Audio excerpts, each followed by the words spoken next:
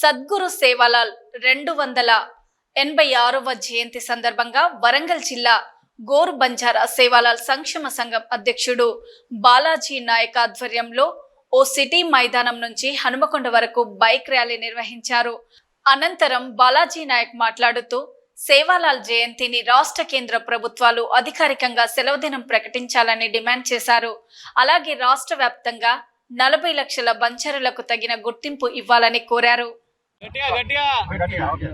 ఈరోజు సేవాలాల్ మహారాజ్ 286వ జయంతిని పురస్కరించుకొని ఈ నెల 15వ తారీఖు నుండి ఈ నెల చివరి దాకా కూడా ఈ మహోత్సవాలు రాష్ట్ర వ్యాప్తంగా కాదు, భారతదేశ వ్యాప్తంగానే కాదు, అఖండ భారతదేశ వ్యాప్తంగా జరుగుతున్నవి.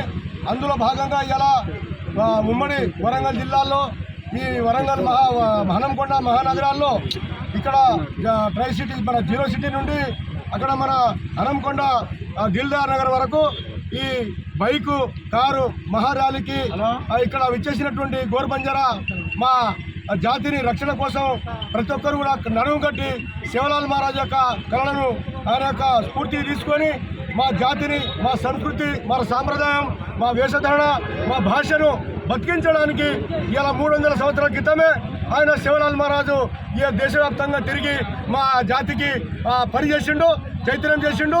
అదేవిధంగా అహింస మార్గంలో నడవాలని అఖండ భారతదేశ వ్యాప్తంగా మొట్టమొదటిసారిగా ప్రపంచంలో ఆ వాదన వినిపించినటువంటి మహామహుడు ఆయన, మహాయోధుడు.